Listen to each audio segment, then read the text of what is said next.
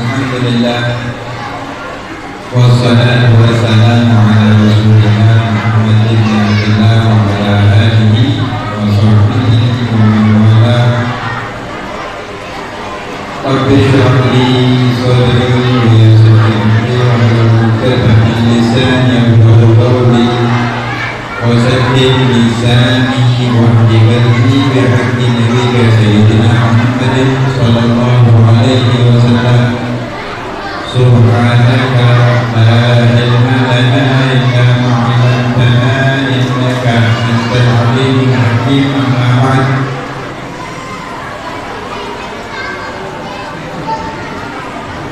Untuk adik-adik yang di sebelah kanan, adik-adik yang sebelah kanan, untuk adik-adik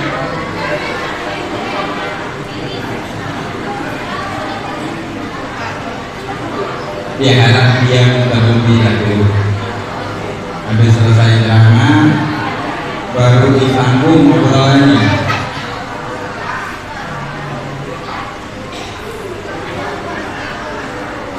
Alhamdulillah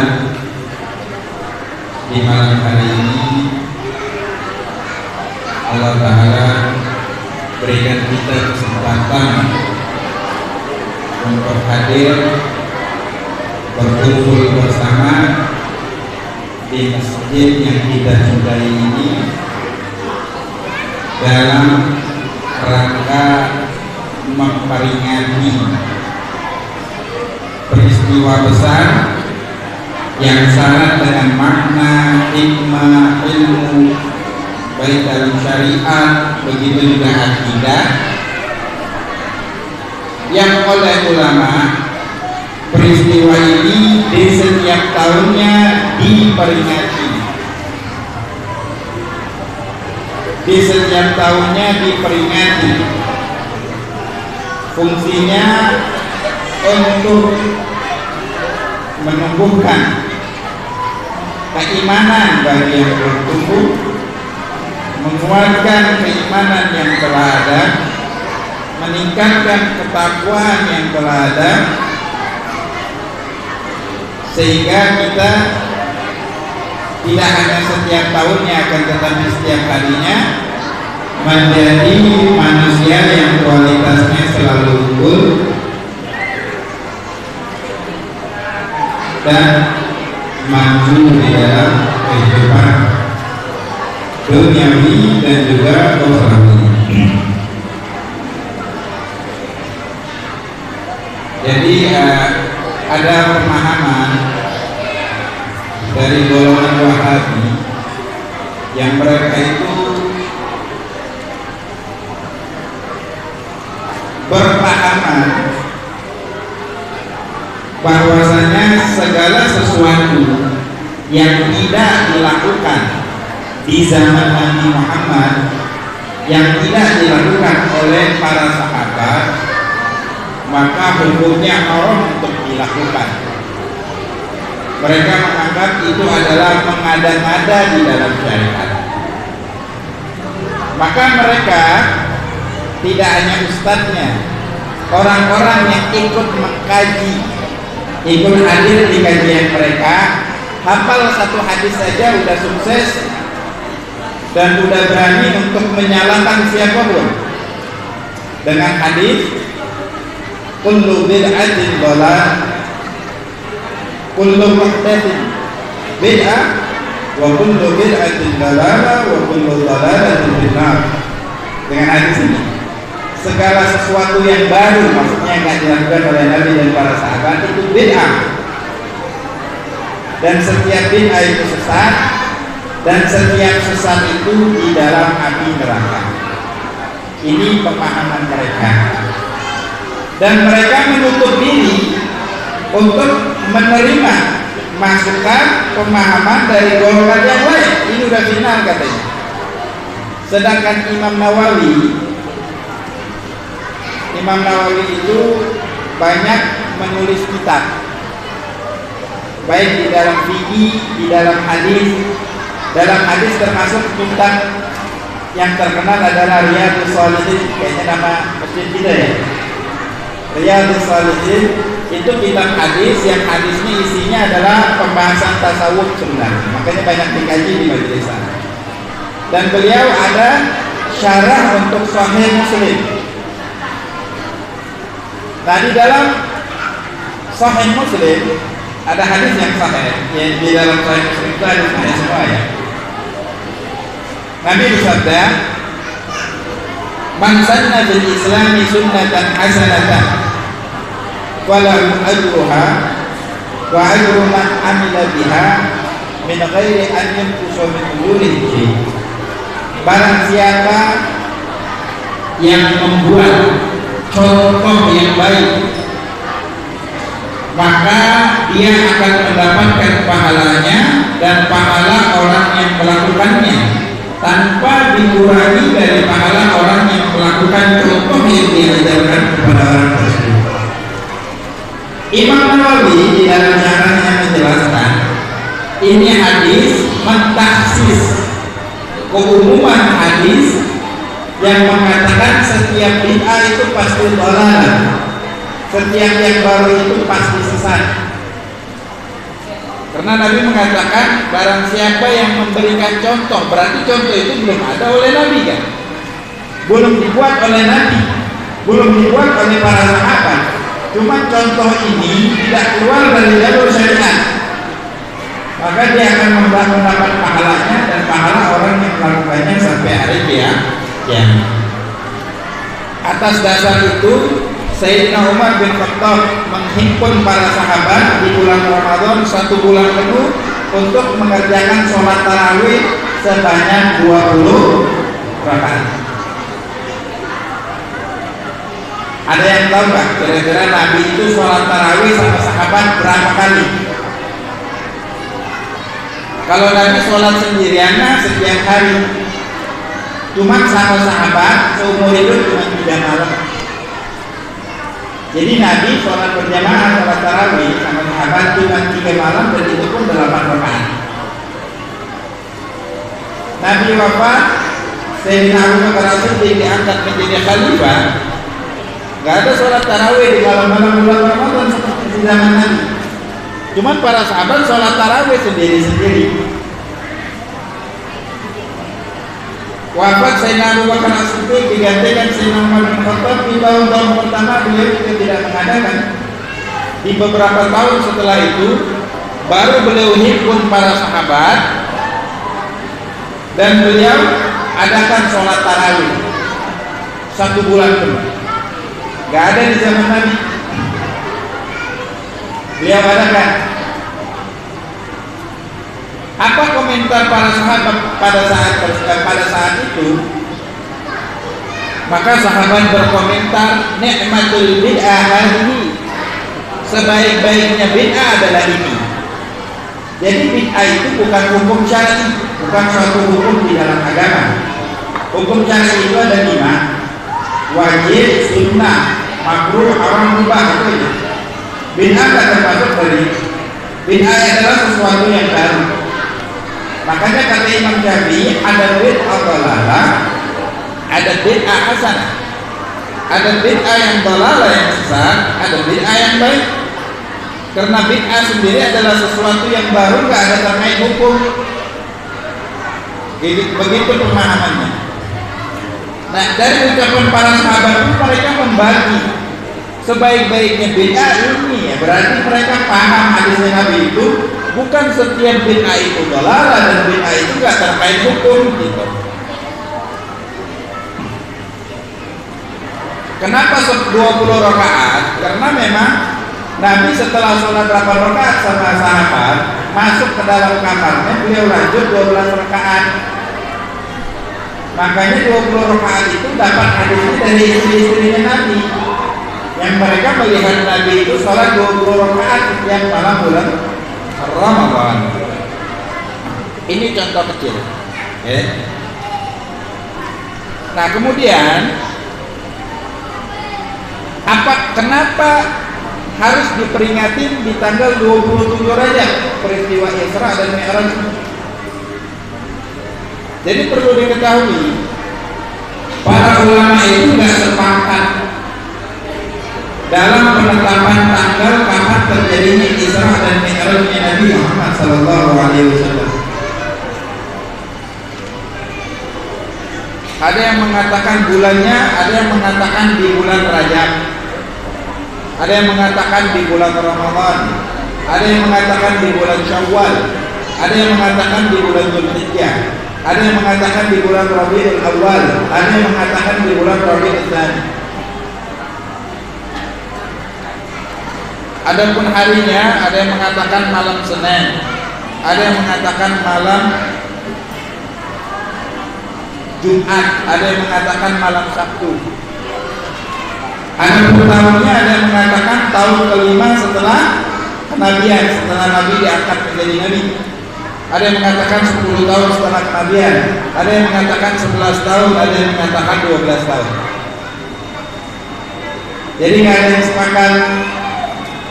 Cuman pendapat yang paling kuat yang dipegang oleh banyak ulama, Isra Mi'raj itu terjadi di tanggal 27 Rajab malam Senin 1 tahun sebelum Nabi hijrah.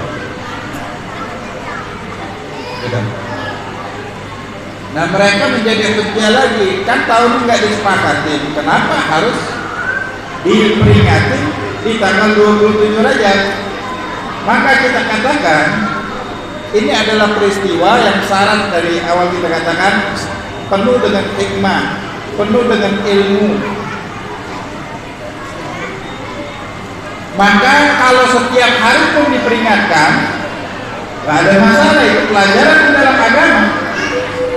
Sebagaimana Maulid Nabi, Nabi tidak merayakan Maulid Nabi seperti yang kita rayakan. Cuma ulama mencoba mengambil dari hadis-hadis yang lain bahwa Nabi merayakannya. Kalau mau merayakan Maulid Nabi setiap hari, nggak masalah. Isinya apa? Isinya adalah membaca sejarah kehidupan Nabi. Dan begitu juga Isra dan Mi'raj diuraikan peristiwa ini yang kita katakan syarat makna dan penuh hikmah. Itu awalnya yang mau kita jelaskan. Jadi peringatan-peringatan hari besar umat Islam, kalaupun diperingatkan setiap hari, jadi mereka katakan kan nggak dibuat Nabi. Kalaupun dibuat Nabi, kenapa setiap hari banyak yang buat? Nggak semua di malam 27. Nggak harus. Sekarang gini, peristiwa Isra itu di dalam Al-Quran dijelaskan. Kalau Mi'raj, ulama nggak sepakat. Ada surah Al-Ma'arij atau An-Najm, ada yang mengatakan itu menjelaskan tentang Mi'raj Nabi, ada lagi yang mengatakan bukan. Akan tetapi di Sahih Bukhari dijelaskan kisah ini panjang lebar. Nah kalau kita ngaji kitab Sahih Bukhari, kebenaran membahas tentang Isra dan Mi'raj, emang kalau nggak di bulan Rajab diharamkan? Dia ngaji hadis itu terkait bulan Ramadan, di bulan Ramadan, di luar bulan Ramadan boleh, dan yang lain sebagainya. Ini sebagai manhaj, suatu jalan yang dibangun oleh ulama untuk menyegarkan ingatan, keimanan dan ketakwaan umat Nabi Muhammad SAW atas mukjizat yang besar ini. Hikmahnya di dalam peristiwa Isra Mi'raj adalah bagaimana tingginya kedudukan Nabi Muhammad SAW, adalah mukjizat yang sangat besar yang Allah tidak berikan kepada Nabi sebelumnya, dan yang lain sebagainya. Baik, karena ini adalah peristiwa sejarah, maka kita mau coba mengungkap sedikit tentang sejarahnya. Sebenarnya Isra dan Mi'raj itu ulama banyak ngarang kitabnya, bahkan berjilid-jilid.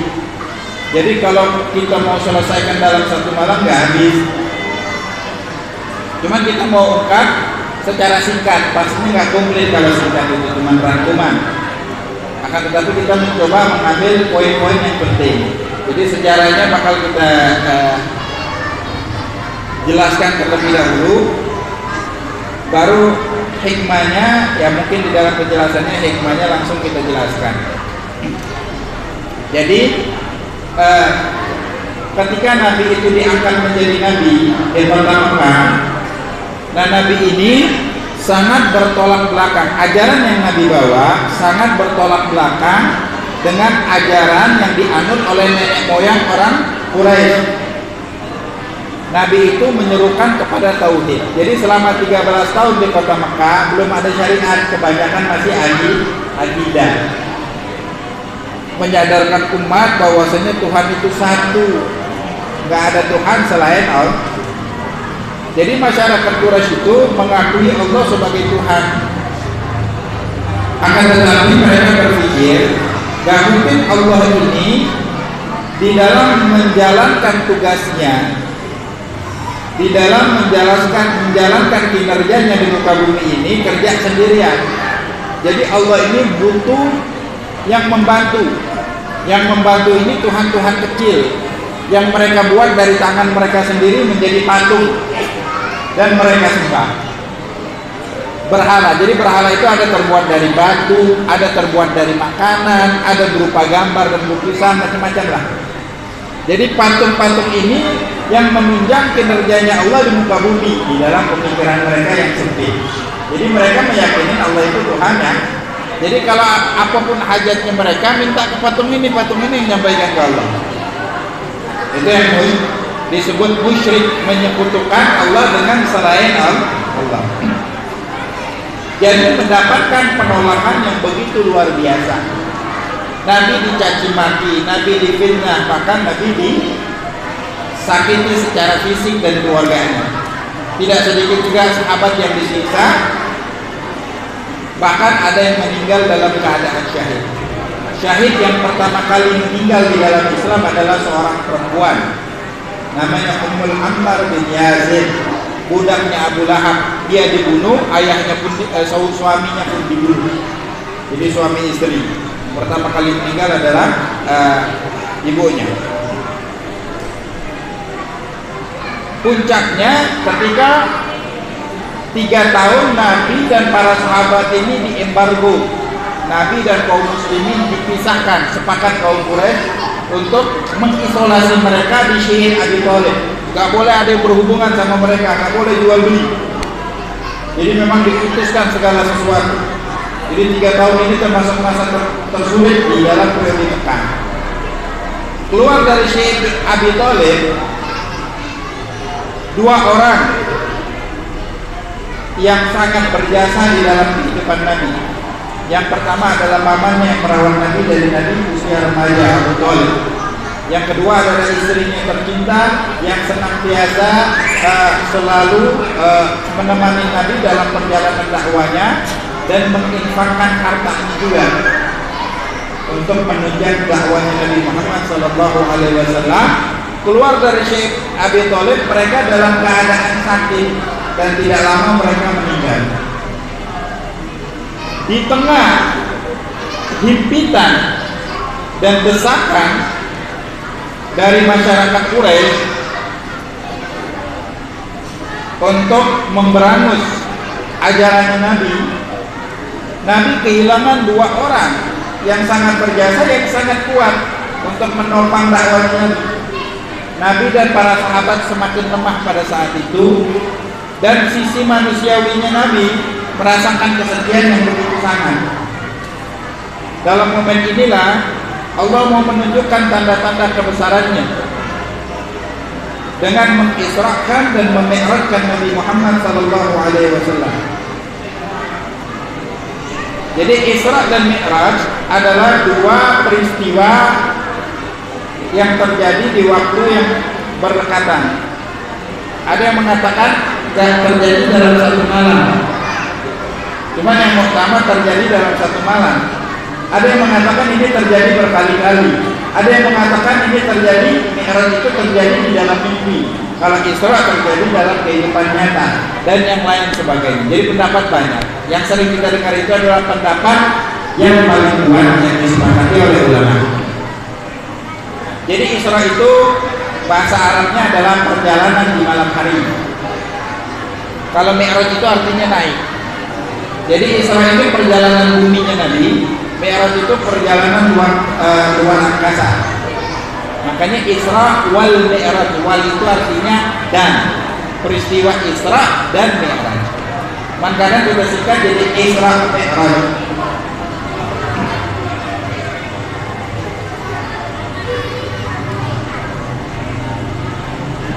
Jadi pada saat itu di malam hari, jadi kita jelaskan hukumnya dulu. Kita katakan ini terkait dengan akidah. Makanya di dalam kitab Aqidatul Awam, Aqidatul Awam ini termasuk kitab yang dasar di dalam menjelaskan akidah tauhid, yang isinya adalah penjelasan tentang rukun iman. Jadi ini kitab yang wajib dibaca di setiap pesantren untuk akidah. Nah, di dalam kitab itu pengarangnya ketika mau menutup, beliau jelaskan khatimatun fi dzikril bagi wajibi. Penutup dari kitab ini di dalam menyebutkan hal-hal yang wajib diketahui untuk umatnya Nabi Muhammad. Dijelaskan tentang Nabi Muhammad itu siapa. Wajib kita mengetahui siapa Nabi Muhammad itu. Di ujungnya sebelum ditutup dijelaskan tentang Isra dan Mi'rajnya Nabi. Wa qabla al-hijrati nabiyyil Isra min Makkah lailan bi Qudsin yudra. Sebelum hijrah ke Madinah, Nabi melakukan Isra, perjalanan malam hari, wa Mi'raj, naik ke atas langit dari kota Mekah, Isra'nya ke kota Kudus, Baitul Maqdis, Palestina. Wa ba'da Isra'il uruj lis-sama, setelah Isra Nabi naik ke atas langit, hatta ra'an nabiyyu rabban kallama, sampai Nabi itu melihat Allah Subhanahu wa taala dan berbicara dengan Allah. Nah, di sini bakal digaris bawahi ada pembahasan akidah yang insyaallah bakal kita jelaskan. Karena kalau salah paham itu bisa berbahaya.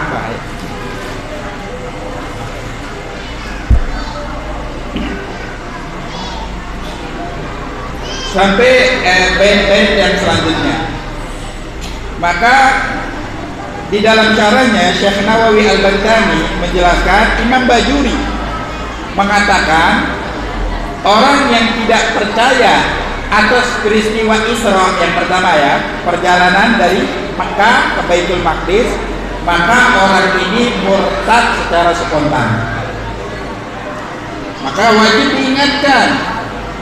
Karena pada saat itu ini peristiwa yang di luar akal, di luar logika. Kalau zaman sekarang kan tidak. Zaman dulu orang dari Mekah ke Baitul Maqdis itu 40 hari pergi, 40 hari balik. Dan mengatakan malam tadi, siang-siangnya, pagi-paginya Nabi cerita sama orang Mekah, ngasih tahu bahwasanya beliau baru aja pergi ke Baitul Maqdis. Yang Isra Nabi ceritakan, yang Mi'raj enggak Nabi ceritakan. Nabi ceritakan selanjutnya kepada sahabat saja. Ini kan kepada orang-orang Quraisy yang kebanyakan masih musyrik. Nah, pada saat itu Nabi diketawakan. Makanya kata ulama, kalau akal kita ini dihadapkan dengan hukum-hukum syariat, ketetapan syariat, maka harus tundukkan akal kita. Karena syariat itu datangnya dari Allah, akal itu adalah produknya Allah yang buat. Jadi jangan sampai akal kalian seolah-olah melebihi apa yang sudah Allah tetapkan. Nah, pada saat itu orang-orang boleh katanya nggak masuk akal, karena sudah masuk akal kan. Dari Makkah ke Baitul Maqdis cuma 1 jam, kajian pribadi itu berapa menit? Gak lama. Jadi jangan sampai ketika perubahan, ketika baru masuk akal syariat baru kita terima. Jangan. Syariat itu harus diimani dengan hati, bukan dipakai logika. Logikamu terbatas, akalmu terbatas. Allah kasih kita panca indera, Allah kasih kita penglihatan kita terbatas. Gak bisa melihat yang di belakang tembok ini. Pendengaran begitu juga terbatas, penciuman terbatas, kita merasa juga terbatas yang ada di dalam. Apa rasanya ubin ini? Kita kalau nggak jalan kita nggak ngerasa. Apa rasanya kue itu kalau kita nggak makan nggak kerasa? Terbatas. Allah kasih kita akal pun terbatas. Gampang aja. Nabi itu sampai 7 langit Nabi lewati. Langit yang pertama terbayang nggak kita kayak mana luas? Langit pertama jangan dibayangkan langit ini planet. Planet aja ada 11. Baru yang ketemu itu. Dan itu masih di galaksi Bima Sakti. Ulama memperkirakan ada 200.000 galaksi seperti galaksi Bima Sakti. Itu masih di langit pertama apa enggak? Nggak ada yang tahu. Yang cuma pergi Nabi Muhammad SAW. Makanya kita katakan ini peristiwa yang sangat luar biasa. Dan memang harus ditangkap dengan keimanan. Ketika Sayyidina Abu Bakar As-Siddiq dapat cerita itu langsung tanpa ragu-ragu, beliau percaya. Jadi Nabi ketika udah balik dari Isra dan Mi'raj, Nabi itu diwajibkan untuk menyampaikan kepada Quraisy. Nabi bingung. Ini kejadian secepat kilat dan mustahil ada manusia yang bisa melakukan perjalanan yang seperti ini. Apakah akan ada yang mempercayai itu? Wahai Jibril, kata malaikat Jibril, fa yusaddiquka siddiq, maka as-siddiq akan mempercayai. Siapa itu? Abu Bakar. Dari saat itulah Sayyidina Abu Bakar digelari As-Siddiq. Abu Bakar itu bukan nama ya, gelaran juga. Nama beliau adalah Abdullah. Sayyidina Abu Bakar itu namanya adalah Abdullah. Abu Bakar itu cuma gelar. Abu Bakar.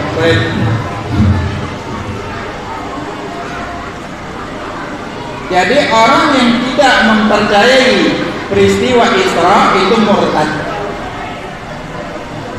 Karena rukun Islam yang ketiga, rukun iman yang ketiga adalah beriman kepada kitab-kitabnya Allah. Dari penjelasan rukun iman tersebut, salah satunya Al-Quran. Ulama mengatakan orang yang tidak percaya satu huruf dari Al-Quran yang mutawatir, hukumnya murtad. Bagaimana ini peristiwa? Saking pentingnya satu surah itu Allah namakan surah Al-Isra karena ada peristiwa Isra Mi'raj ayat pertamanya. Jadi ayat yang kita dengar tadi itu ayat pertamanya aja yang tentang Isra Mi'raj. Yang selanjutnya itu nggak ada kaitan.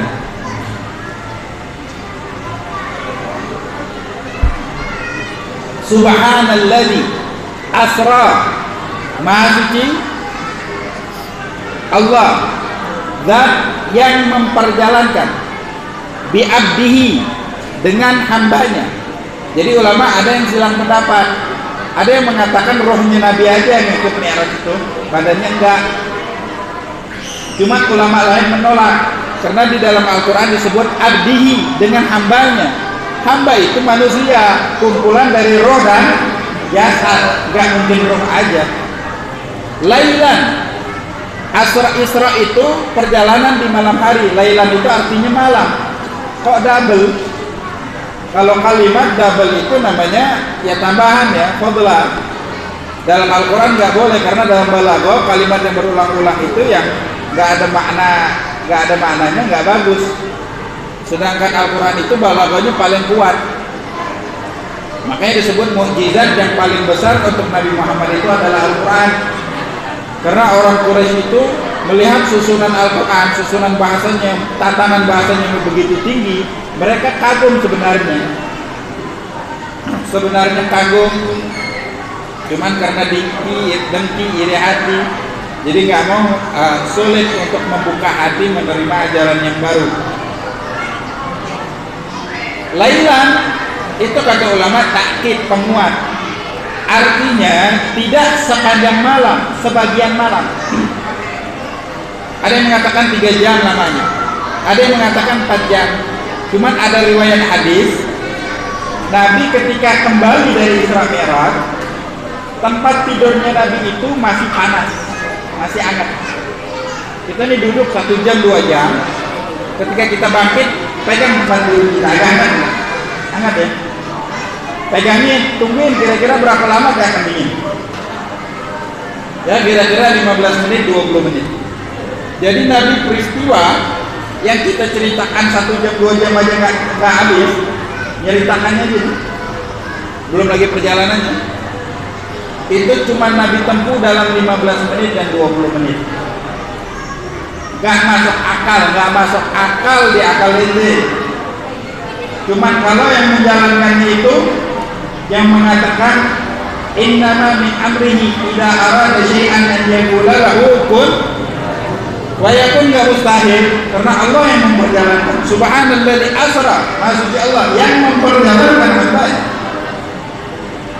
lailan minal masjidil haram ilal masjidil aqsa alladzi barakna, yang kami berkahkan, kami berikan keberkahan haulahu, di sekitarnya.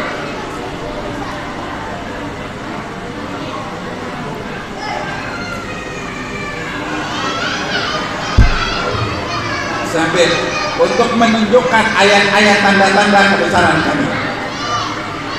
Jadi pada saat itu kita agak cepat ya tentang kisahnya. Jadi ulama ada beberapa riwayat, ada yang mengatakan Nabi pada saat itu di khatim itu di depan Ka'bah, salah satu sisi Ka'bah. Ada yang mengatakan Nabi di rumahnya. Ada yang mengatakan Nabi di rumah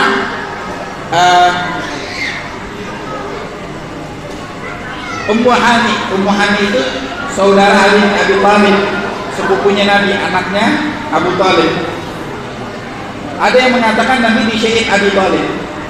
Jadi ulama itu kalau ada riwayat hadis yang banyak, kalau bisa dihimpun aja. Jadi kata ulama kemungkinan Nabi itu di rumahnya. Rumahnya yang dimaksud adalah rumah Abu Thalib dan posisinya di Syekh Abu Thalib. Karena Nabi itu dari remaja dirawat oleh Abu Thalib di rumah itu. Nah setelah wafat yang ninggalin adalah putrinya Abu Thalib, Ummu Hani. Jadi Nabi tidur di rumah itu, kemudian dijemput oleh 3 malaikat. Yang pertama Jibril, yang kedua Mikail, ada 1 malaikat lagi yang ulama berselisih paham siapa malaikat itu. Kemudian Nabi dibawa ke Hatim. Nah di Hatim Nabi dibaringkan dan dibelah dadanya dari dada sampai di bawah perut. Dibersihkan Nabi hatinya. Dok, Nabi hatinya kotor. Masya Allah. Dari awal lahir Nabi gak ada kotor-kotornya sedikit pun. Akan tetapi supaya kasih sayangnya Nabi itu tidak sampai kepada musuhnya Allah, syaitan, dikeluarkan agar syaitan, dibersihkan dengan air Zam-Zam. Maka ulama sepakat air Zam-Zam itu adalah air yang paling mulia. Makanya Nabi ketika haji ke kota Mekah bawa balik air Zam-Zam. Jadi itu bukan hanya semata budaya, enggak. Nabi pun nyimpan air Zam-Zam. Nabi kan tinggal di kota Madinah. Enggak ada Zam-Zam di kota Madinah, di kota Mekah. Minta dibawain. Nabi bawa, Nabi minum. Dan malaikat menyucikan airnya dengan air Zam-Zam. Kalau ada air yang paling afdal, ya sangat gampang dari surga, tinggal diambil aja bawain. Jadi air Zam-Zam itu lebih afdal daripada air yang di dalam surga. Karena yang disucikan adalah sayyidul qulub, penghulunya hati semua makhluk. Hati yang paling mulia, yaitu hatinya Nabi Muhammad, harus disucikan dengan air yang paling baik, yaitu air Zam-Zam. Kemudian diisi dengan ilmu, diisi dengan hikmah, diisi dengan keimanan. Setelah itu Nabi didatangkan dengan binatang. Zaman dulu alat transportasinya masih berupa tunggangan binatang ya. Dan binatang itu bernama buraq. Buraq itu akar katanya sama dengan barak. Barak itu kilat. Kilat itu nyampar, kalau beli kita lihat baru yang di atas kalau udah di bawah. Cepat ya, cepat. Nah begitulah buraq. Dan buraq ini adalah tunggangan para nabi. Jadi Nabi itu kemana-mana naik buraq. Kecepatannya itu melebihi kecepatan cahaya. Jadi kalau dia di atas kan pandangannya jauh ke depan. dia ketika dia berjalan, sepanjang dia melihat dia sudah sampai ke sana. Jadi melebihi kecepatan cahaya. Jadi ketika dia di Masjidil Haram, lihat Baitul Maqdis, tahu-tahu langsung ke sana dalam hitungan detik.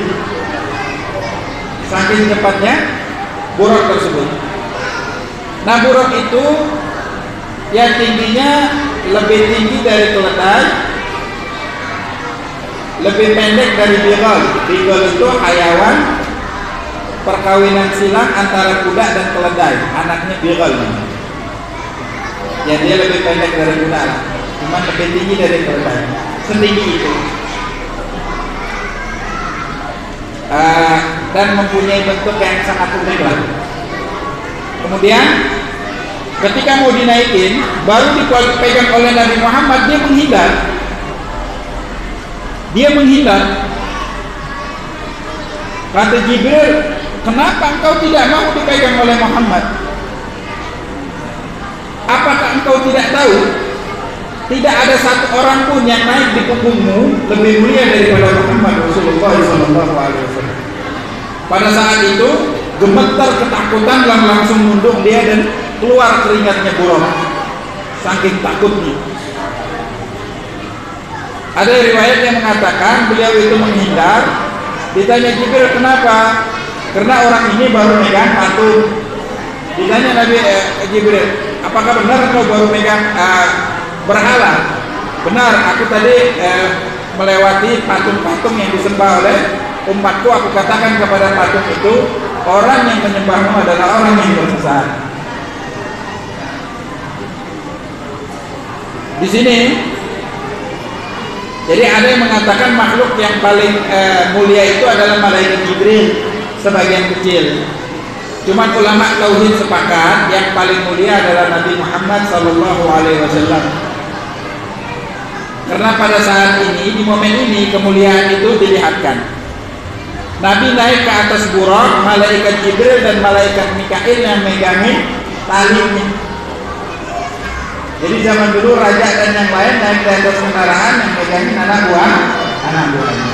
Disinilah disebutkan, diperlihatkan keutamaan kemuliaan Nabi Muhammad SAW.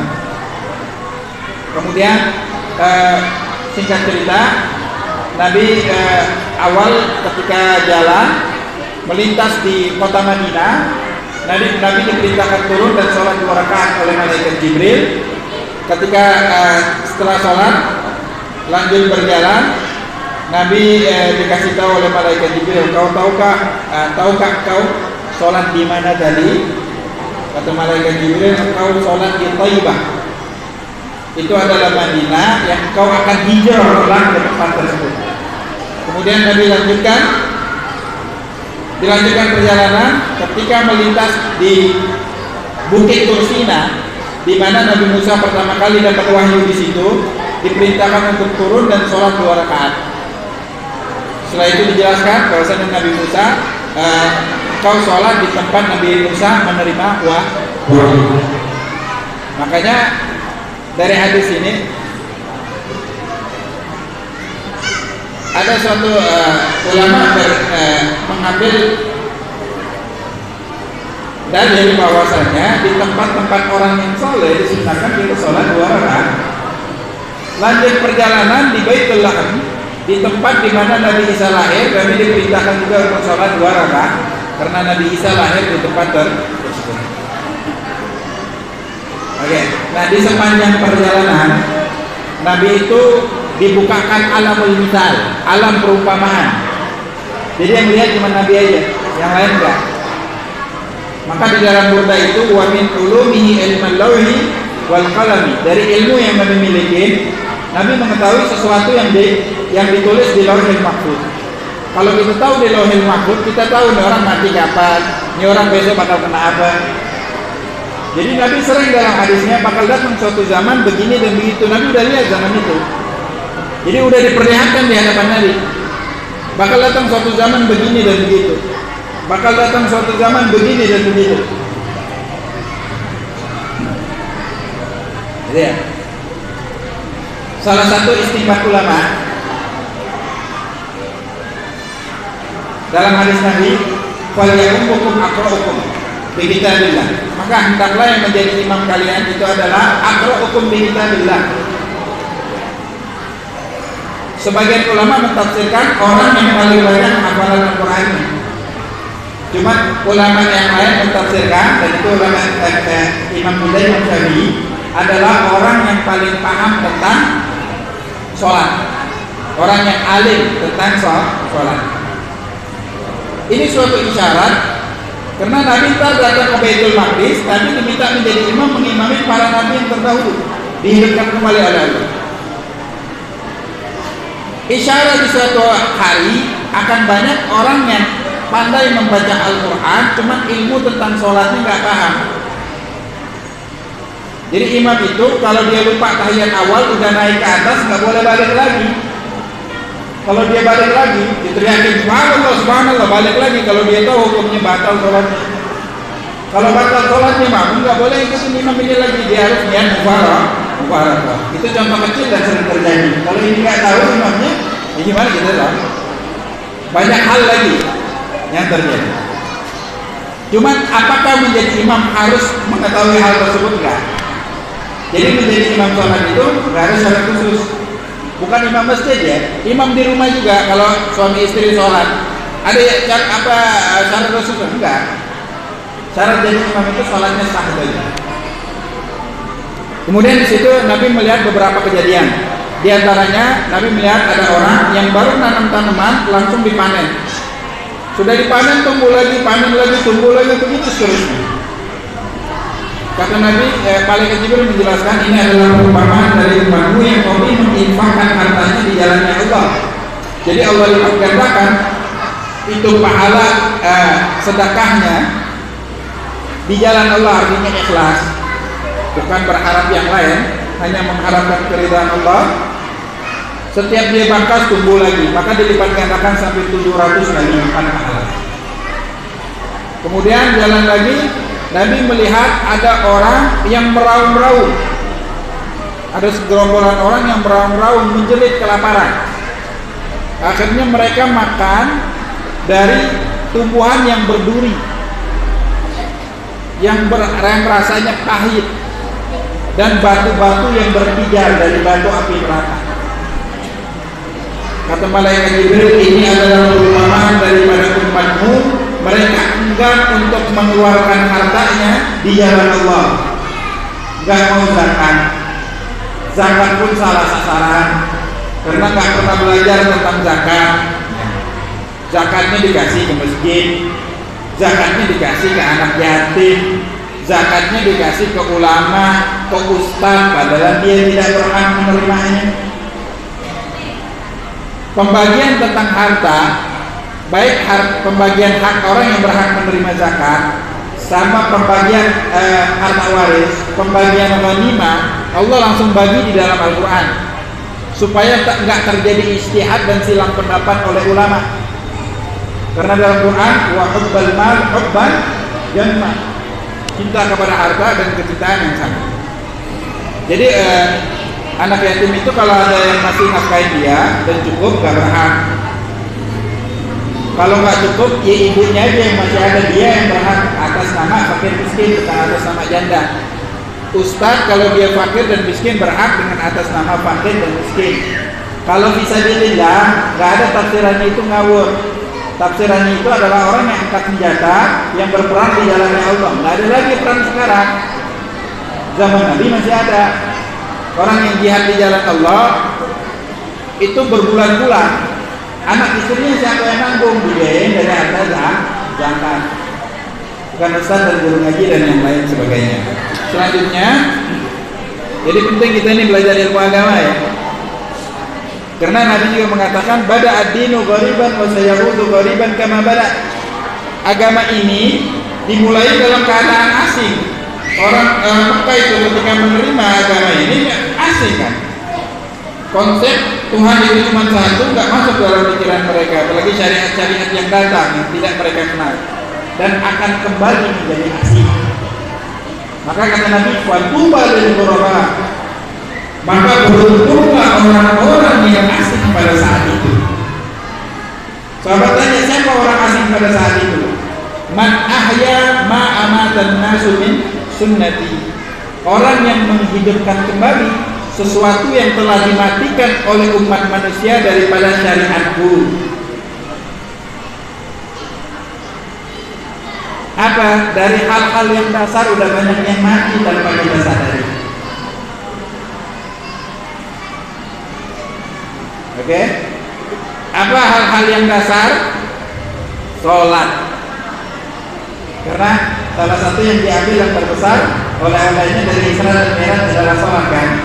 Kita ya insya Allah sampai ke situ lah. Kalau sampai waktunya ya. Udah 1 jam.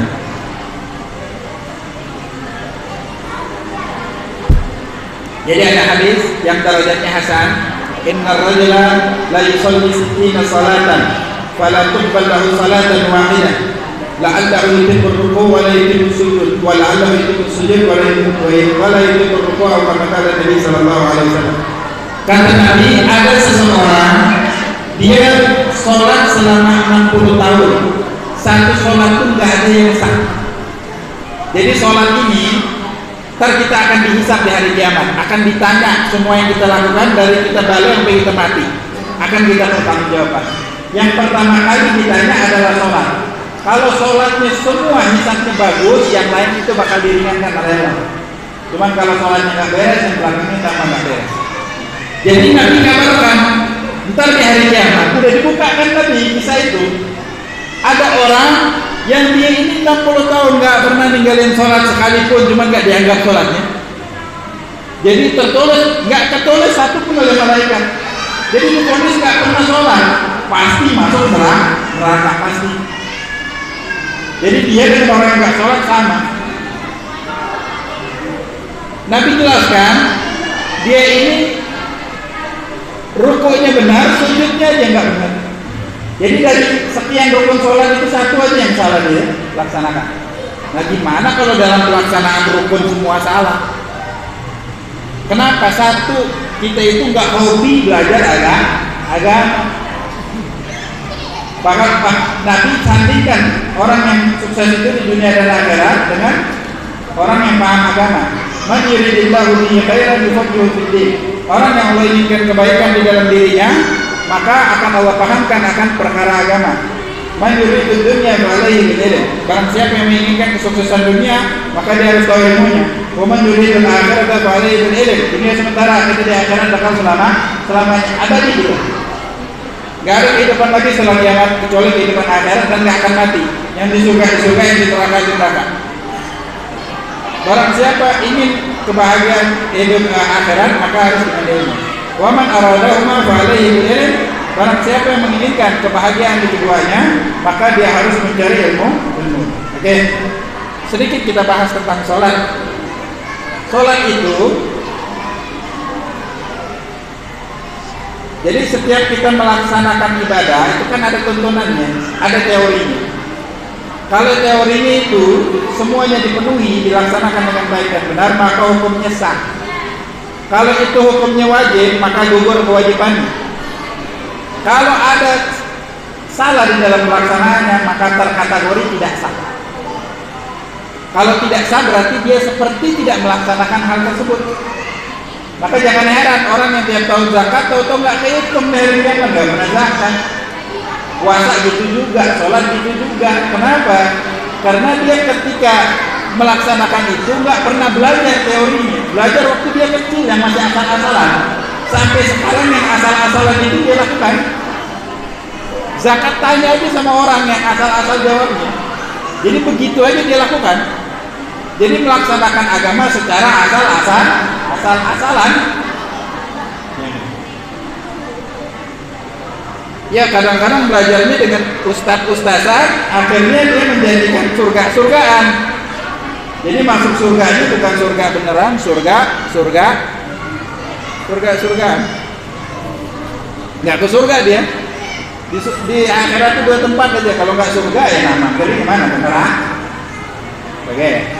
Sebelum masuk ke dalam sholat ada syarat yang harus dipenuhi sebelum sholat sampai masuk ke dalam sholat. Di antaranya menutup aurat. Perempuan auratnya semua badannya kecuali muka. muka ini dari daerah sini sampai ke sini. Dagunya kalau kebuka batal sholat. Rambutnya kalau keluar batal sholat. Telapak kakinya kalau kelihatan batal sholat. Laki-laki antara pusar dan lutut. Ada yang sholat pakai kaos, pakai celana panjang, ketika rukuk dan sujud kelihatan belakangnya, batal sholat. Atau kainnya bolong, dibolongin oleh rokoknya, serasi dengan paru-paru. Di bagian pahanya masalah. Kelihatan aurat, batal sholat. Ini aurat. Begitu juga salah satu syaratnya adalah suci dari dua hadas, hadas besar dan hadas kecil. Nggak sedikit orang yang wudhunya ngawur, pakai tangan panjang, digolong sampai sini. Ayat wudhu, ayat Quran, wudhu itu 4 rukunnya disebutkan di dalam Al-Quran. Mencuci tangan itu sampai ke sikut dalam Al-Quran itu. Ilal marafiq, ilal marafiq. Nah sikut itu kata ulama nggak boleh tengah-tengah, harus di atas, harus dilebihkan. Yang nggak sampai sini, wudhunya nggak sah. Wudhunya nggak sah, dipastikan sholatnya nggak sah. Nah ada syarat lagi wudhu itu. Ada cat di mukanya, ada bekas lem di tangannya, atau di anggota wudhu nggak dihilangin sama dia. Tidak boleh ada sesuatu yang menghalangi. Tidak boleh ada sesuatu yang menghalangi air masuk ke anggota wudhu, nggak sah wudhunya. Ada rukun lagi, begitu juga mandi wajib. Kalau kita jelaskan panjang lebar ini nggak habis. Itu pembahasannya di dalam kitab fikih. Kemudian suci dari najis di pakaian, badan dan tempat. Kadang-kadang handphonenya kena gumo, muntahnya bayi kan najis, nggak pernah dibersihin. Taruh kantung sholat atau kacamatanya atau jam tangannya, itu kan najis tuh, harus dibersihin dulu. Jadi handphonenya harus ya minimal ini disiram pakai air langsung dibersihin. Tempat sholatnya, kadang-kadang gantungan kunci dari buntut binatang yang gak halal untuk dimakan, walaupun udah dibersihin, sampai nggak najis itu padahal bawa sholat taruh di kantong. Jadi perkara najis juga kita nggak gitu paham, akhirnya sholat bawa najis. Atau di dompetnya ada bulu harimau, untuk nggak tahu untuk apa, atau bulu babi mungkin kalau ada di sana. Najis itu bagian binatang hayawan yang tidak halal untuk dimakan, itu najis. Taruh di dompet, kan tidak sah. Selanjutnya rukunnya, rukun salat ada 13. Kadang-kadang dari takbiratul ihram sudah salah. Ada yang takbirnya Allahu Akbar, hamzahnya nggak boleh dipanjangin, pendek. Ada Allahu Akbar, banyak dipanjangin. Syarat takbiratul ihram itu ada 20. Gampang sebenarnya, cuman kadang-kadang ada yang keliru. Atau Allahu Akbar, kan nggak ada waw setelah ha itu. Kalau panjang berarti ha itu dhamma ketemu sukun kan, jadi panjang. Jadi nambah huruf dia. Tidak sah. Takbiratul ihram sudah sah sebagian. Kemudian membaca Al-Fatihah. Al-Fatihah itu syaratnya ada 10. Salah satunya semua ayatnya harus dibaca. Semua ayatnya harus dibaca. Rakaat ketiga sholat isya tadi, baru Malik Yaumiddin, Imam Allahu Akbar aja, Allahu Akbar juga. Gak selesai bacaan, batal. Yang ini yang 60 tahun sholat gak ada yang diterima. Ini 60. Kenapa? Gak pernah ngaji tentang sholat, gak pernah bahas rukun sholat, terus mau buat kesimpulannya sholatnya sah, ukurannya apa, dari mana? Kan harus belajar dulu. Karena kita sholat berjamaah juga di masjid kita. Kita bangun, Fatihah udah baca, kita kebut-kebutan, ekspres ini, agak mahal biayanya. Baru Malik Yaumiddin imam sudah rukuk, kok semua rukuk semua kok kalah, cuman aku sendiri yang lama baca Al-Fatihah. Rupanya ditanya-tanya, mereka ketika imam rukuk ikut aja rukuk. Siapa yang bisa membenarkan perbuatan ini di dalam mazhab Imam Syafi'i? Di mana kita mau cari kitab yang membolehkan hal tersebut? Sedangkan jelas-jelas Imam Syafi'i mencaratkan harus membaca semua Al-Fatihah, baik dia menjadi imam ataupun makmum ataupun sholat sendirian, dikecualikan masbuk. Masbuk itu orang yang datang masuk ke saf, gak ada waktu lagi yang cukup untuk baca Fatihah secara sempurna. Setelah takbiratul ihram gak boleh baca doa iftitah, gak boleh baca ta'awudz, langsung bismillah. Berapa dapat imam ruku ikut ruku, itu aja. Akan tetapi rakaat-rakaat selanjutnya dia harus baca secara sempurna. Waktu lambat, imam udah ruku, udah sujud, imam udah sujud pun terus baca Fatihah. Imam bangkit dari sujud kedua, dia baru selesai, kita ruku, iktidal, sujud, baru ikutin imam lagi. Satu itu. Belum lagi tata baca. Salah satu syaratnya tidak boleh mengganti satu huruf dengan huruf yang lain. Jadi jangan salah juga baca Al-Fatihah. Setiap huruf hijaiyah itu ada jalur keluarnya huruf, disebut makhraj. Kalau salah jalur yang keluar huruf yang lain. Bismillahirrahmanirrahim. Hak jadi hak gitu. Atau Bismillahirrahmanirrahim. Roh diganti hamzah. Alhamdulillahirabbil alamin. Hak diganti kaf. Alhamdulillahirabbil alamin. Ada yang sebagian membaca seperti itu? Gak sah. Alhamdulillahirabbil alamin.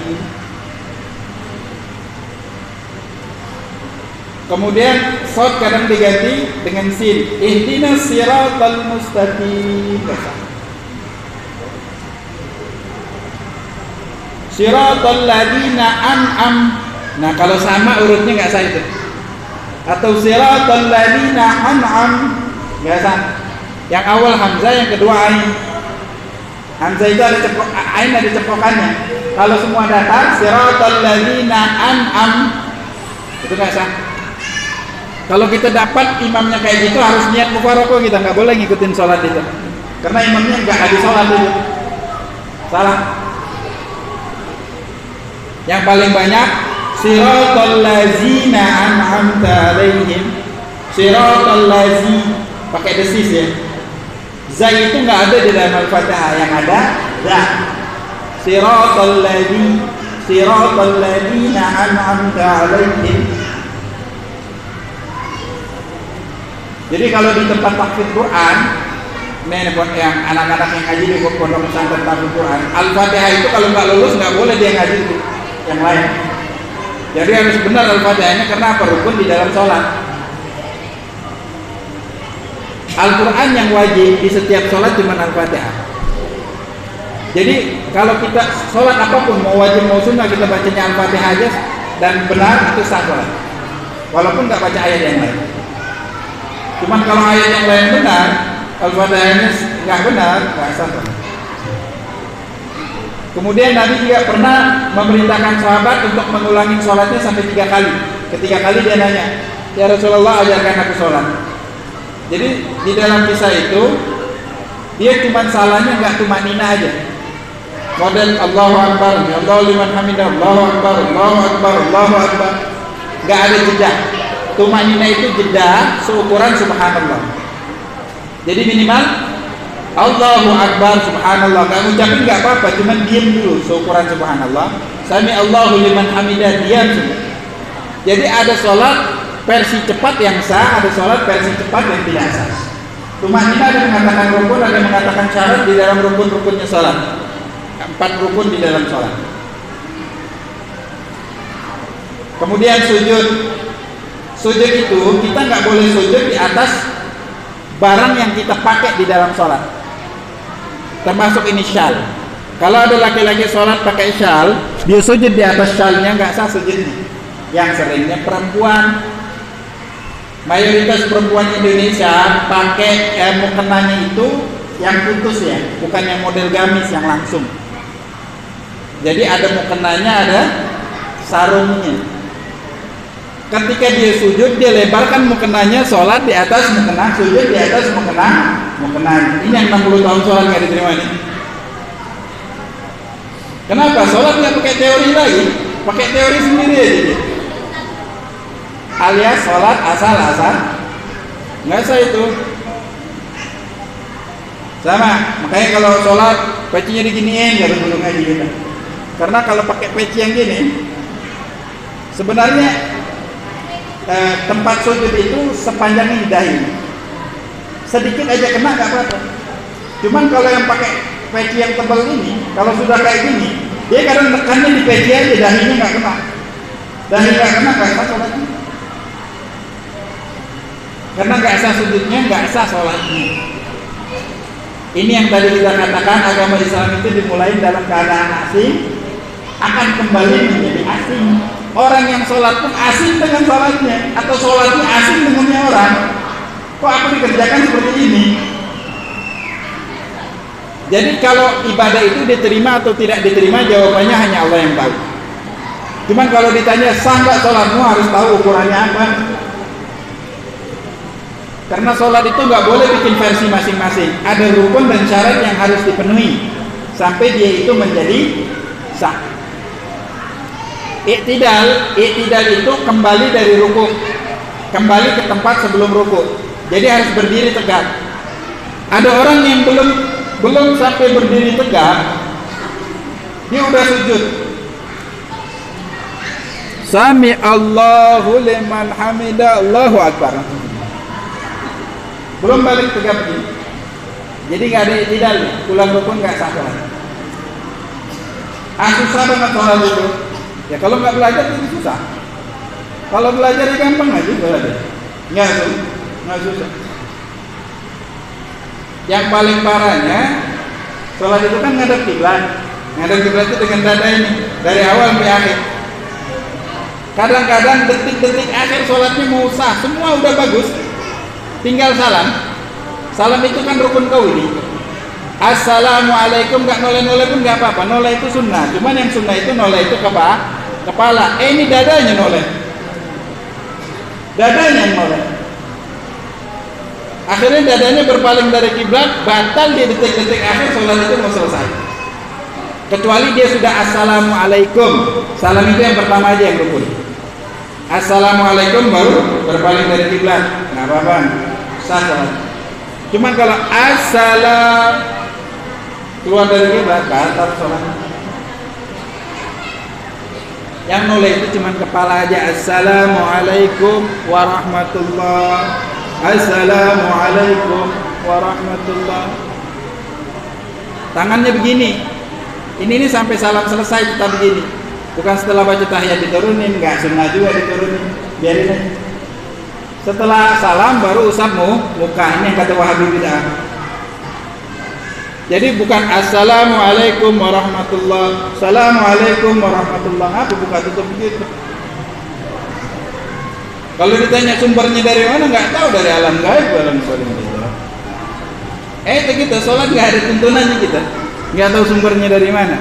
Jadi hikmah dari Isra Mi'raj diantaranya adalah sholat. Perbaiki sholat.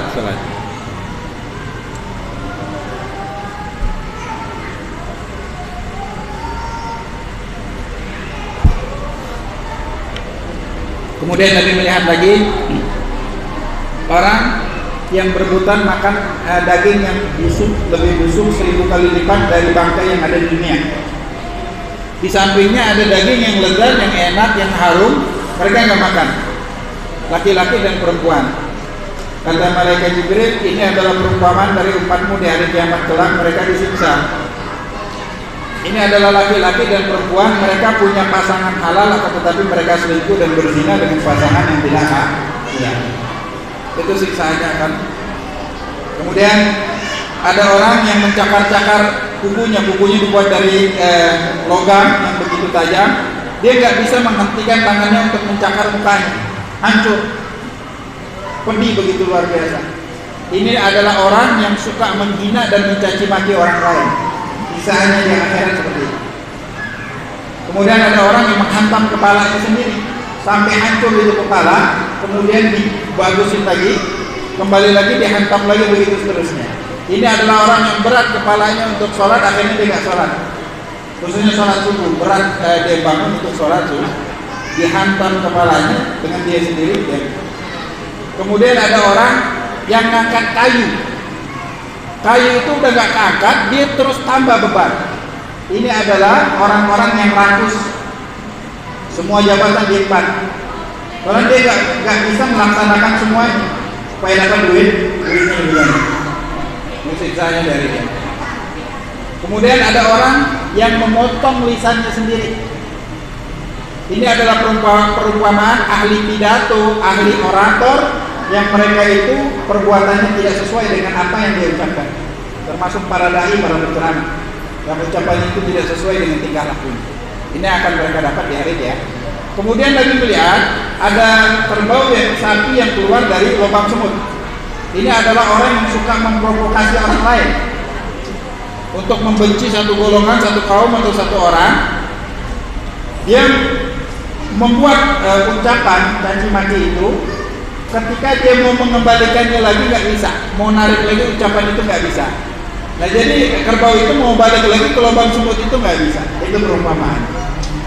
Singkat cerita, Nabi sampai ke Baitul Maqdis dengan azan dan iqamat. Habis iqamat Nabi sholat, padahal belum ada azan dan iqamat karena periode Mekah baru ada azan dan periode Madinah di tahun kedua baru ada azan dan iqamat. Cuma Nabi sudah dengar pada saat itu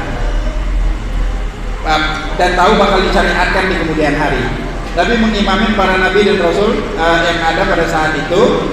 Setelah itu Nabi Mi'raj. Mi'raj sendiri artinya adalah tangga. Jadi di Sokhra, di Baitul Maqdis itu, Nabi melihat ada 10 tangga. Satu tangga itu perjalanannya 500 tahun. Nabi lewatin Nabi sampai ke langit yang pertama, yang ada Nabi Adam. Itu bukan di langit ini Nabi Adam ada. Karena Asrarun nggak pernah ketemu sama Nabi Adam kalau lagi silaturahmi. Jadi setiap pintu langit itu ada penjaganya. Diketuk oleh malaikat Jibril. Ditanya siapa? Jibril, siapa bersamamu? Muhammad. Apakah telah diperintahkan untukku? Ya, kemudian dibuka. Dia nggak tanya siapa itu Muhammad karena mereka udah tahu siapa Nabi Muhammad. Di sana di langit pertama Nabi Adam, langit kedua Nabi Yahya dan Nabi Isa, ada 2. Nabi yang lain, langit yang lain cuma 1. Karena Nabi Isa di akhir tahun tuh dia akan di dekat-dekat hari kiamat, beliau bakal turun karena beliau belum mati, belum meninggal. Ditempatkan sama Yahya. Nabi Yahya itu adalah sepupu ibunya, Maryam, anaknya Nabi Zakaria. Yang langit ketiga ada Nabi Yusuf, langit keempat ada Nabi Idris, langit kelima ada Nabi Harun, yang keenam ada Nabi Musa, yang ketujuh ada Nabi Ibrahim. Setiap Nabi mengatakan selamat datang dengan Nabi dan saudaraku yang soleh. Kecuali Nabi Adam dan Nabi Ibrahim mengatakan selamat datang untuk Nabi dan anakku yang soleh. Karena termasuk datunya Nabi Muhammad adalah Nabi Ibrahim dan Nabi Adam. Terus Nabi naik sampai ke Sidratul Muntaha. Sidratul Muntaha itu adalah tempat terakhir pengetahuan setiap makhluk. Jadi para malaikat masih bisa ke sana, masih bisa mengetahui apa yang terjadi di situ. Setelah Sidratul Muntaha itu ada 70.000 hijab yang Nabi lalui. Gak ada satupun malaikat yang bisa melampaui. Jadi sampai situlah malaikat Jibril nemani Nabi Muhammad. Nabi Muhammad bingung, kok aku ditinggalkan sampai sejauh ini. Kata malaikat Jibril, aku kalau melangkah 1 langkah aja akan dibakar oleh cahaya. Padahal malaikat Jibril sendiri tercipta dari cahaya. Di atas langit kan nggak ada oksigen. Gimana Nabi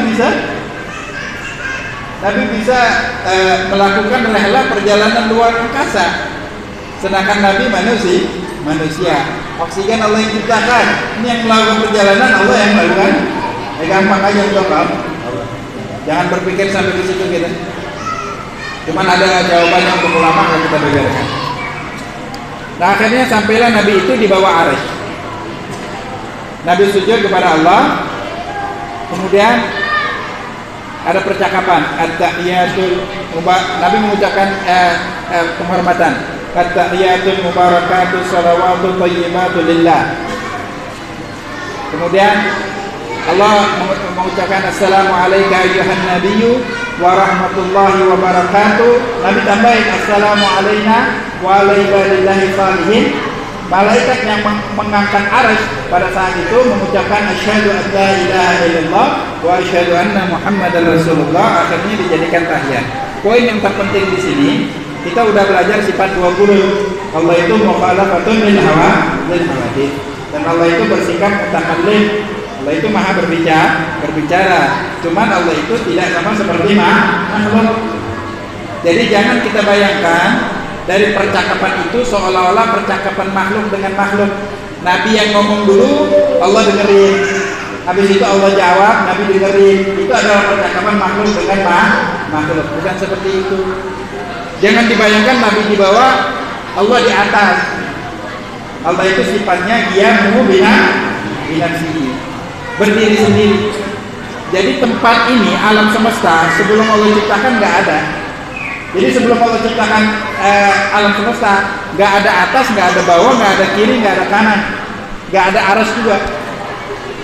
Jadi ketika Allah ciptakan alam semesta ini, kenapa Allah harus di aras? Bagi orang kayak Wahabi mengatakan Allah itu bersemayam di atas aras.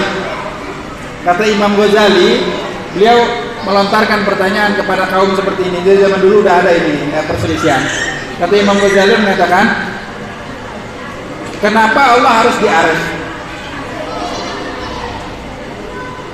Dan di mana Allah sebelum Allah ciptakan arsy? Kalau Allah itu menempati suatu ruang. Sedangkan dalam sifat 20 kita pahami Allah itu tidak berada di dalam suatu ruang, di dalam satu waktu. Makanya Imam Ghazali mengatakan Allah kan wala makan. Allah itu ada, enggak butuh tempat. Wa huwa mawjud, enggak belahnya bukan zaman dan makan. Allah itu telah ada sebelum Allah ciptakan langit dan bumi. Jadi ini poin pentingnya. Jangan menganggap dan jangan dianggap yang didengarkan Nabi itu berupa huruf. Karena Allah itu mutakallim, cuman yang Allah ucapkan itu bukan huruf, bukan melalui mulut. Itu adalah makhluk. Semua terbayang tentang makhluk tidak ada di dalam zatnya Allah. Itu yang maknanya mukhalafatun lil hawa. Laisa kamitslihi syai' di dalam Al-Qur'an tidak ada yang menyerupai Allah sesuatu apapun. Jadi itu poinnya di dalam akidah. Allah bukakan hijab. Jadi ketika Nabi itu berbicara sama Allah, yang mendengarkannya itu bukan telinganya Nabi. Semua sel di dalam tubuhnya Nabi ini merasakan kenikmatan berbunajat sama Allah Subhanahu wa ta'ala. Karena kalau telinga aja itu huruf, Allah hijabkan. Karena Allah itu mutakallim sepanjang zaman. Ketika dibukakan hijab baru bisa. Nah, Nabi melihat dengan mata kepala sendiri. Ya, Nabi melihat dengan mata kepala sendiri Allah. Cuma jangan sampai kita membayangkan yang Nabi lihat cahaya itu makhluk, bukan Allah. Wa kullu man. Jadi kata ulama wa kullu man khatara bi balik fallahu khilafud dzalik. Semua yang terlintas di dalam hati dan pikiranmu tentang zat Allah itu enggak seperti itu. Karena kita itu cuma bisa membayangkan di dalam pikiran kita semua makhluk yang pernah Allah ciptakan. Sedangkan Allah itu sifatnya mukhalafatun lil hawa. Makanya Nabi larang memikirkan zat Allah. Tafakkaru fi makhluqatillah wa la tafakkaru fi dzatillah. Berpikirlah kalian di dalam keindahan makhluk-makhluk ciptaannya Allah. Jangan pernah berpikir di dalam zatnya Allah. Karena otak kalian itu terbatas, tidak disetting oleh Allah untuk bisa menangkap bagaimana zatnya Allah. Dan tidak ada satu makhluk pun yang Allah berikan kemampuan untuk bisa melihat Allah di dunia kecuali Nabi. Makanya ini mukjizat, termasuk mukjizat terbesarnya Nabi. Dalam Quran, la tudrikuhul absar wa enggak akan bisa dilihat Allah itu dengan mata. Akan tetapi di akhirat nikmat yang paling besar yang akan didapati ketika penghuni surga di hari Jumat setelah asar, jadi hari-hari masih ada di surga, mereka diizinkan untuk melihat Allah Subhanahu wa taala. Jadi nikmat terbesar dan itu Nabi sudah saksikan. Jadi Nabi merasakan kenikmatan yang luar biasa tidak hanya dengan matanya. Kenikmatan yang begitu luar biasa yang tidak bisa dibayangkan, yang tidak bisa dikisahkan. Makanya disebutkan di dalam kitab Aqidatul Awam tadi, hatta ra'an nabiyyu rabban kallama min ghairi kaifin wa inhisarin. Tanpa kaifin, bagaimana cara melihat Nabi Allah, apa yang dilihat? Min ghairi kaifin, karena nggak bisa disifatkan. Itu zatnya Allah. Jadi ada sisi akidah yang perlu kita pahami di dalam perjalanan Isra Mi'raj dan keutamaannya Nabi Muhammad. Gak ada para nabi dan rasul yang melaksanakan perjalanan sejauh ini sampai ke Arsh. Nabi Musa ketika ingin berbicara dengan Allah di Bukit Tur Sina, wa khala'na 'alaika innaka bil wadil muqaddas tuwa. Allah perintahkan, lepaskan kedua sendalmu, sesungguhnya engkau berada di wadi yang suci. Nabi Muhammad ketika di atas Arsh tadi mau melepaskan sendalnya, kata Allah Taala, jangan lepaskan sendalmu. Ya Rabbi, ya Allah, engkau perintahkan Nabi Musa untuk melepaskan sendalnya di Tur Sina di sini Arsh, aku enggak melepaskan sendalmu. Dzakal kalim wa antal habib. Itu adalah kalimullah, Nabi yang berbicara kepadaku, sedangkan engkau adalah Habibullah, kekasihnya Allah. Walaisal kalimu kal habib. Kalim itu tidak seperti kekasih. Itu luar biasa.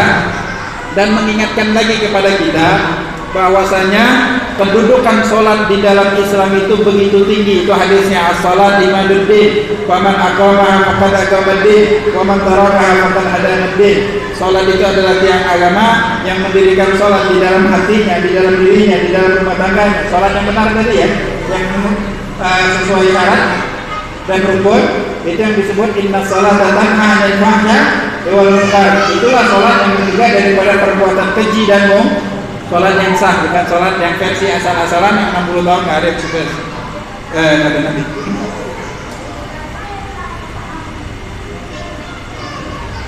Begitu tinggi kedudukannya di dalam agama, setinggi tempat Nabi mengambil kewajiban tersebut. Setiap kewajiban dan larangan di dalam agama Allah turunkan melalui malaikat Jibril. Ketika Allah mau menurunkan kewajiban sholat, Allah nggak izinkan malaikat Jibril yang menurunkan kepada Nabi. Allah langsung suruh Nabi ngambil tanpa perantara. Begitu tingginya sholat ini di dalam. Maka kata ulama Sayyidina Hasan Al-Basri, tergantung kualitas sholatmu. Semakin baik kualitas sholatmu, semakin baik kualitas kehidupanmu. Apakah kalian tidak menyadari panggilan sholat itu hayya 'alas shalah, ayo mari kita sholat, hayya 'alal falah, ayo mari kita menuju ke suksesan. Dengan sholat kita sukses. Sholat kok nggak sukses, tanya sholatnya benar apa enggak. Tanya orang yang sholat itu benar apa enggak sholatnya. Jadi perbaiki lagi, mari kita kaji lagi, kita menuntut ilmu agama untuk memperbaiki kualitas sholat kita. Allah perbaiki kualitas kehidupan kita. Allah perbaiki puasa, nggak lama lagi kita puasa. Berapa banyak orang yang puasa juga tidak sah. Ibu-ibu dengar ustaz katanya ceramah, satu yang makruh di dalam puasa itu adalah mencicipi makanan. Kadang-kadang dia enggak, dia pahamin aja sendiri mencicipi. Kita kalau habis nyicip ditelan atau dilepeh? Ditelan kan biasa kalau nyicip. Itu nelan namanya makan. Jadi enggak sedikit orang yang nelan, habis nelan makan, ditelan habis nyicipin ditelan ketika puasa. Batal sholat kita, puasanya tiap hari. Dicicipin dilepeh, bukan dicicipin ditelan. Kalau dicicipin ditelan 6 sendok dia cicipin. Kenyang kalau kayak gitu. Salah. Itu Bang, batal. Ini akibatnya ibadah enggak belajar teori. Sambut bulan Ramadan, doanya Nabi, Allahumma barik lana fil Rajab wa Sya'ban. Ya Allah, berkahi kami di bulan Rajab dan Sya'ban. Berkahi dengan apa? Dengan semangat kami untuk baca Quran, lebih giat lagi belajar, mengaji agama, lebih giat lagi sholatnya, supaya terbiasa di bulan Ramadan yang dilipat gandakan pahalanya. Kami sudah terbiasa untuk ibadah. Cuma kita nggak ngerti, baca aja Allahumma barik lana fil Rajab wa Sya'ban. Baca Ramadan cuma nggak ngapa-ngapain di bulan Rajab dan bulan Sya'ban. Maksudnya dibiasakan dulu ibadah supaya di Ramadan Al-Quran akan berkali-kali.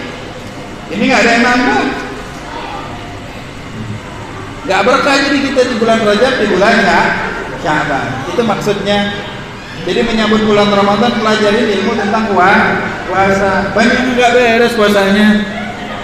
Nawaitu sauma gadin. Niat itu bukan dengan mulut, bahasa Indonesia. Niat itu dalam nawaitu sauma gadin, hatinya nggak ada niat. Nggak ada berarti. Niat itu rukun di dalam puasa, nggak rukun nggak sah puasanya. Niat di dalam sholat juga sama konsepnya, dalam wudhu juga sama, dalam mandi wajib juga sama. Kok baru tahu ya, nggak pernah ngaji gimana mau tahu? Diajak ngaji nggak mau. Dalam hadis Nabi Muhammad yuridillahu bihi khairan yufaqihuhu fid-din. Kalau Allah inginkan orang ini menjadi baik, dia akan dipahami akan perkara agama. Karena agama lah kan yang memperbaiki kualitas kehidupannya di dunia, apalagi di akhirat dia akan diberikan kehidupan yang bahagia, nikmat dan tentram. Begitu juga zakat, banyak pengelolaan zakat yang ngawur, banyak yang memberikan zakat kepada orang yang tidak berhak menerimanya, banyak yang nisabnya juga tidak sesuai. Dan ini akan dipertanyakan di hari kiamat. Ayo kita koreksi lagi. Ini baru kewajiban kepada Allah. Ntar ada kewajiban di dalam muamalat. Benar apa enggak? Kewajiban di dalam munakahat suami dan istri itu ada kewajiban masing-masing. Kita yang ditanya oleh Allah di hari kiamat, engkau sudah laksanakan enggak kewajibanmu sebagai seorang istri? Engkau sudah laksanakan enggak kewajibanmu sebagai seorang suami? Enggak ditanya. Hakmu sebagai seorang istri sudah diberikan atau enggak akan ditanya. Kewajiban. Jadi kalau suami istri fokus untuk melaksanakan kewajiban masing-masing, tidak pernah menuntut haknya, ini secara otomatis akan tercipta sakinah mawaddah warahmah. Sakinah mawaddah warahmah sekarang cuma ada di undangan aja. Kadang-kadang 3 bulan sudah pengadilan agama tanpa diundang datang sendiri, alias bubaran. Karena sakinah mawaddah warahmah nggak tahu konsepnya, dia cuma tahu tulisannya, artinya juga nggak tahu. Ya nggak. Sakinah istri pertama, mawaddah istri kedua, bukan. Ada kewajiban masing-masing. Nikah pun nggak tahu deh kewajibannya apa. Jadi itu belajar agama, dalamin agama supaya kita tahu apa yang diwajibkan kepada Allah dan kita fokus di dalam kehidupan ini untuk menunaikan kewajiban sebaik-baik. Wa ma khalaqtul jinna wal insa illa liya'budun. Tidaklah aku ciptakan bangsa jin dan manusia kecuali hanya untuk beribadah kepadaku. Beribadah artinya melaksanakan semua yang Allah wajibkan. Jadi hikmah daripada Isra dan Mi'raj, selain Allah hibur nabinya yang dalam kesedihan, Allah berikan sholat 5 waktu, yang awalnya 50 waktu, akhirnya tawar-menawar menjadi 5 waktu. Kata Allah, udah 5, gak akan aku ubah lagi. Itu 5 waktu, cuman pahalanya 50 waktu untuk umat. Jadi ulama mengatakan kalau engkau lihat orang yang dia itu sombong, pasti orang itu sedikit sholatnya atau enggak sholat sama sekali. Orang yang sholatnya itu benar, gak mau dia sombong. Di dalam tafsir Al-Qurtubi mengatakan awal hukuman orang yang tidak melaksanakan sholat, Allah kurangi rezeki. Allah susahkan rezeki. Jadi ada orang yang kaya, cuma dia ngerasa miskin. Jadi dia kaya, cuma sampai mati terjadi 20 jam terus. Ada orang miskin, Dia kerja sehari cuma 5 jam aja. Habisnya dia nyantai, main sama anaknya, main sama keluarganya, waktu sama keluarga enak, hidup tenteram, nggak pernah sakit, nggak pernah ribut sama keluarga. Kira-kira mana yang kaya, mana yang miskin? Mindset, cara berpikirnya berbeda. Jadi dalam agama kita tahu bagaimana mencari kebahagiaan di dalam kehidupan. Apa yang kita cari di dalam kehidupan itu ada di dalam syariat. Pelajari dan amalkan, akan kita rasakan kebahagiaan itu. Jadi kita yang menentukan kebahagiaan, bukan kita ditentukan caranya untuk berbahagia.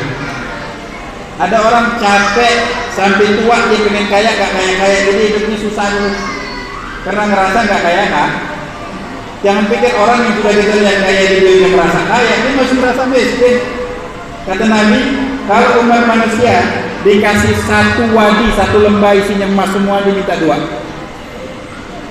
Itu satu lembah emasnya semua 70 keturunan dibagi nggak habis-habis, masih minta 2. Kata Nabi, tidak akan mencukupi perut dan mulutnya Bani Adam kecuali tanah. Kalau udah ditanam di tanah baru cukup. Waliyadzubillah. Ayo kita ambil hikmahnya. Mari kita makmurkan masjid. Salat berjamaah itu dapat 27 kali lipat, 27 derajat. 27 derajat itu ditafsirkan oleh ulama seperti melaksanakan salat itu 27 kali pahala. Jadi nggak sama. Jadi di hari kiamat Allah tanya, mana tetanggaku? Malaikat tanya, siapa tetanggamu ya Allah? Orang yang memakmurkan masjid dengan ibadah. Orang yang memakmurkan masjid dengan ibadah. Ada 7 golongan yang Allah naungi di dalam naungan arsy-Nya Allah, yang panasnya luar biasa. Dia gak kepanasan. Salah satunya adalah orang yang hatinya selalu terikat dengan masjid. Jadi berbanggalah, bersyukurlah orang yang Allah mantapkan hatinya. Allah berikan taufik, setiap mendengar azan dia itu gak betah di rumah, langsung pengen langsung ke masjid. Jaga itu taufik, gak diberikan oleh orang lain. Ada orang yang gak sibuk, gak mampu dia melangkahkan kaki ke masjid. Ada orang yang sesibuk apapun sholat 5 waktu di masjid. Baik, taufik itu mah. Inilah mungkin yang bisa kita sampaikan. Semoga ada manfaatnya. Bila itu, Assalamualaikum warahmatullahi wabarakatuh.